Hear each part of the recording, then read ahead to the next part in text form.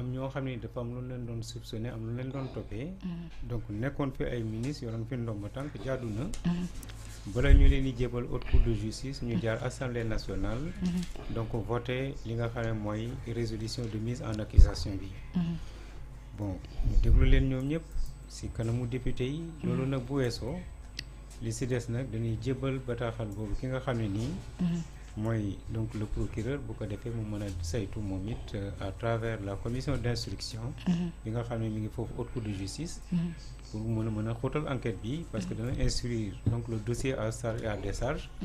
donc am na ay pouvoir yoo xam ne aussi ça lui permet de lancer un mandat d'arrêt. donc voilà donc yoon bi respecté nañ ko procédure bi respecté nañ ko ñu ngi xaar nag. donc haute cour de justice ñu saisir que donc ñu mën a xoosal ci enquête bi.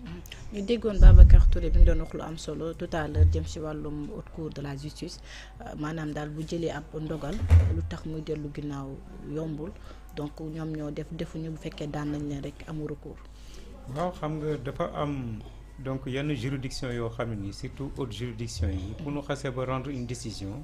donc mënatoo koo contester. donc la haute cour de justice dafa bokk ci ay décisions parce que ce sont des décisions yoo xam ne nii kenn mënu ko contester fenn. donc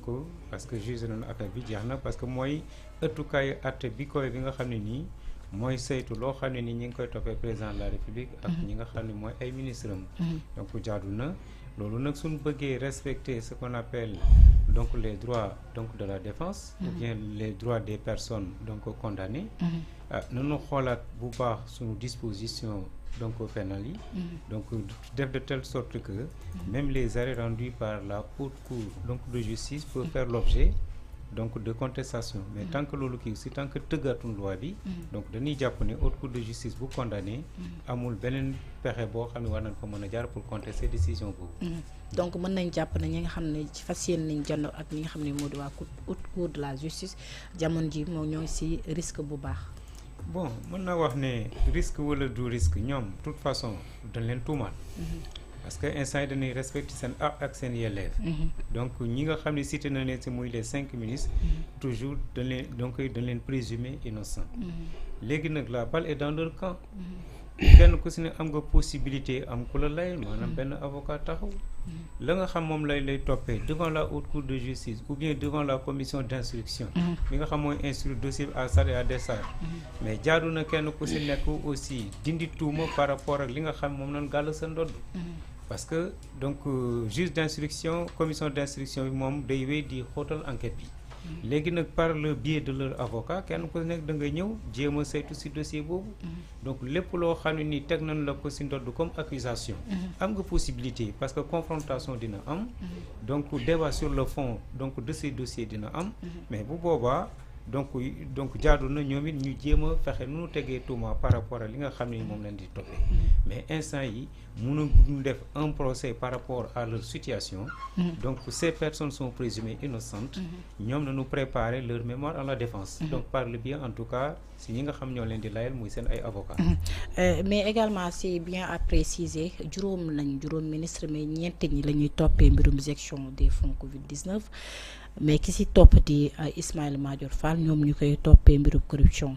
ñu dem suñu deuxième juriste bi tey ñaari juriste la am ci plateau bi. monsieur Maïga par rapport ak li nga xam ne moo xew assemblée nationale daal dina jàll ci deuxième étape fu mu nekk nii jëbbal nañ leen haute cour de la justice ci forme bi ak ci fond bi ni ki démb ci assemblée nationale nga ko gisee est-ce que jàpp nga lépp jaar na yoon. bon merci Binta par rapport ak question bi donc est-ce que jaar na yoon wala jaarul yoon. bon ñun déjà suñu xel dafa tey. dafay baax ñu fàttali ne que haute cour de la justice.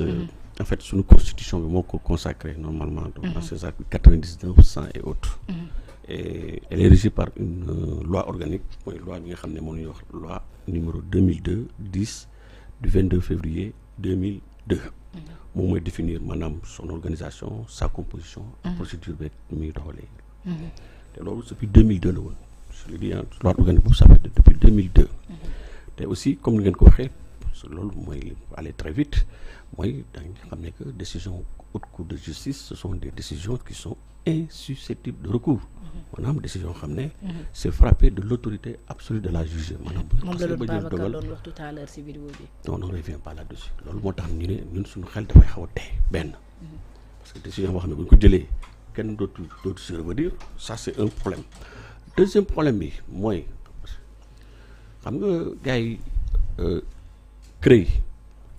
xam nga CREI lan moo tax ñu jëlee ko fi woon parce que CREI aussi comme haute cour de justice ni muy doxee noonu la doon doxee. mais CREI yi moom la ñu remplacer ak pôle judiciaire financier non. xam nga waaw pôle judiciaire financier justement xam nga parce que en fait dafa amoon ay imperfections au niveau de la CREI par rapport ak charge de la preuve maanaam tey jii CREI dañ lay accuser ba pare ne la yow demal uti say preuve te loolu ça ne respecte pas le principe du contradictoire donc mu nekk ay manquements yoo xam ne ci suñu système judiciaire boo xam ne ñoom ils ont vite fait de réparer ça moo tax CREI ñu remplacer ko indi pôle judiciaire financier parce que différence fondamentale entre CREI ak pôle judiciaire financier mooy pôle judiciaire financier dafa ñëw rectifier benn erreur boo xam ne dafa nekkoon ci biir CREI mooy le principe du contradictoire mooy ak yelleefu ki nga xam ne dañ ko jàpp parce que il faut nga may ko la possibilité moom mun a défendre te munoo tuumal nit ki ba pare comme ni ko gars yi di defee sama gars yi chaque fois di accuser te doo indi ay preuves ba pare ne ko demal nga indi say preuves loolu amul fenn donc mais je pense que bu ñu nekkee ci dans des réformes te defoon nañ fi ay réformes judiciaires donc balaa ñu doon entamer procédure bi au niveau de la haute cour de justice moo tax ñun suñu xel dafa tey dañoo waroon rectifier erreur boobu au niveau donc de la haute cour de justice mooy principe autorité absolue de la chose jugée parce que vous vous imaginez juridiction boo xam ne bu ñu xasee ba jël dogal yow c'est fini mu amatul benn recours boo mën a def donc loolu c'est un problème donc lan moo tax ñu yàkkamti pourquoi se presser waroon nañu régler loolu comme ni ñu régler CREI imperfection yi nekkoon ci CREI donc ñu régler ko aussi au niveau donc de la haute cour de justice fexe ba tey jii fekkee ne daan nañ la aussi parce que aucune œuvre humaine n'est parfaite su fekkee ne daan nañ la nga am possibilité def un recours mooy le principe du double degré de juridiction mais amut. Troisièmement li tax ñu ne suñu xel def ci tey mooy tey jii ñu si bëri pour la plupart parmi tous ces ministres yi nga xam ne qui ont été mis en cause parce que effectivement haute cour de justice daanaka moom ay ministres kese la mën a juger ou bien le président de la République pour li ñuy naan haute trahison donc loolu moo tax ñu yóbbu leen devant la haute cour de justice parce que ñu mën a parce que ñooñu dañuy bénéficier de ce qu'on appelle un privilège de juridiction n'est-ce pas mais parmi tous ces ministres-là ñu si bëri 4 yëpp lan moo leen incriminé à la base c'est pas un rapport du rapport u fonds Covid 2019 yi la n'est-ce pas parce que dañ leen jàpp ne que dañu def ay malversations financières mais fàttali au passage que ñun au niveau de la République des valeurs ñun aussi loolu dafa nekkoon ci sunu programme parce que dañu ne woon c'est pas normal que ay catégories de Sénégalais ñuy jël di akimoo alalu askan bi ci contexte Covid bi nga xam ne tey ñëpp jëloon seen xaalis seen maanaam seen gafa daal di ko def ay contributions ba ci sëñ le grand khalife général des Mourides yëkkati woon valeur 200 millions pour ñu jàppale ko ñi nga xam ne daanaka ils étaient dans des situations extrêmement difficiles parce que y avait un problème de masque y avait des problèmes d'oxygène il fallait équiper les hôpitaux donc dee bi bëri woon na blessés yi bëri woon na ñu dund situation bu metti boo xam ne moo taxoon ñu defoon ay appel de fonds jusqu'à concurrence de 1000 milliards pour ñu jàppale ko Sénégal yi nga xam ne dañoo nekkoon dans le besoin. donc vous êtes d'accord yéen parti République des valeurs jëm si wàllum réduction des comptes. parce que mënuñu comprendre ñuy dund xatal ay sénégalais. du leen dóor tere leen génne. on est tout à fait d'accord ñu nangu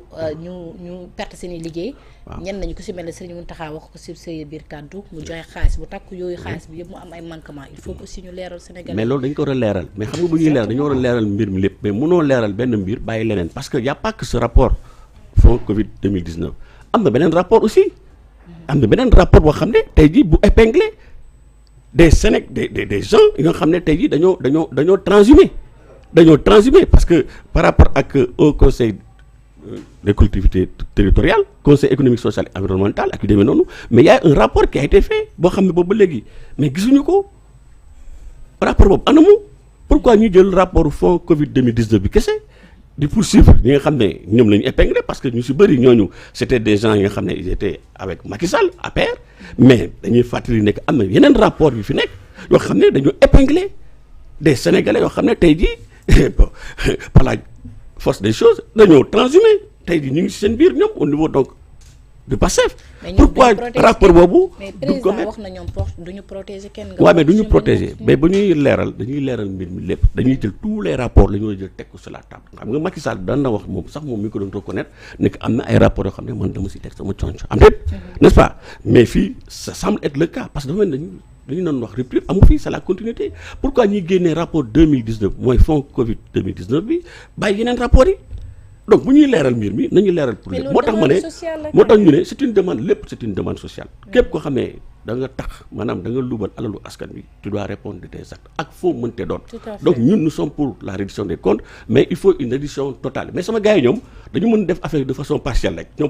ñoom seen lépp partielle quoi mais il faut qu'ils arrêtent donc affaire bi dañ ko war a def d'une façon générale totale et sans restriction c'est-à-dire que comme ni ñu ko waxee la loi est générale et impersonnelle donc nañ ko appliquer à tout le monde pourquoi ñuy jël yenn rapports yi bàyyi yeneen rapports yi donc moo tax ma ne ñun suñu xel tey na par rapport ak procédure bi ni mu demee. mais le temps de la justice également n'est pas le temps des hommes quand même peut-être ñoom dañuy jël seen temps de fur et à mesure suñu jëlee si pare si rapport yi ñu dem si beneen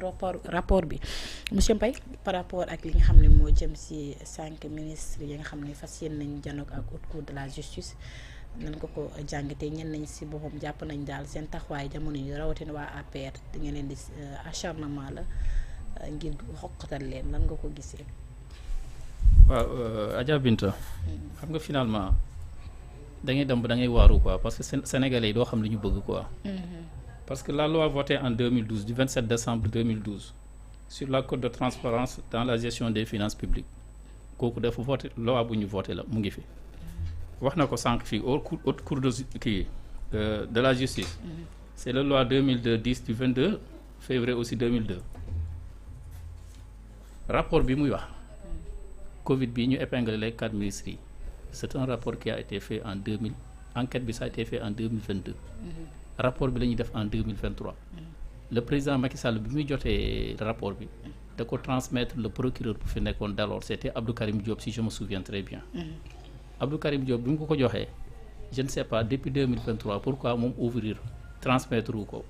pour ñu ubbi enquête xam nga rapport boobu dama ne ci procureur ba pare donc ñun suñu ñëwee mu am changement procureur bi ñu bu ñëw fekk foofu rapport bi ñun nekkuñu ay partie boo xamante ni dañuy jël ay kudd di ko teg ci ay dossiers léegi rapport boobu noonu xaj na moo fa njëkk Macky Sall est-ce que moom man rapport bi muy wax bu conseil économique social bi boobu na ko leeral na wax kan la épingle ban transhumant kan moo ñëw kii Pastef jógee fële ñëw rapport épinglé mu nekk su biir parti Pastef su fekkee ne xam nga tur bi nga wax ko soo ko waxee peut-être suñu la déggee ñoom daañ xool ndax rapport bi am na wala amul léegi xam nga man lu ma mënul comprendre mooy que ne deniers publics temps bi fi mbas bi nekkee fii nii 20 heures ku génn ñu dóor la ñu confiné ñëpp nit ñi mënuñoo génn da ngay am mariage doo dem sa yaay day feebar doo ko seeti man mi dal na ma sama yaay feebar na fi mënuma dem seeti ko parce que hors de Dakar la nekkoon ay kilifa su 20 heures jotee ñu commencé di leen dóor loolu yëpp xew ci dëkk bi fii nii. man j'ai perdu mon père mais malheureusement mënuma woon dem parce que waaw mënuma woon dem dañoo joxe woon li nga xam moo di interdiction yi ci oto yi nga xam ne mooy interurbain yi donc. loolu dal na ma. da ngay am lépp xaw fii. da ngay am parent bu décédé sax doo mun a dem enterrer ko xanaa nit ñi dañoo fàtte ñoom lu fi xewoon 2021 bi. léegi sénégalais yi dajale seen alal ba mu mat xaw ma nee na 1000 milliards xaw ma 772 milliards la ñuy wax sax nee na matul 1000 milliards waa APR loolu la ñuy layal temps yi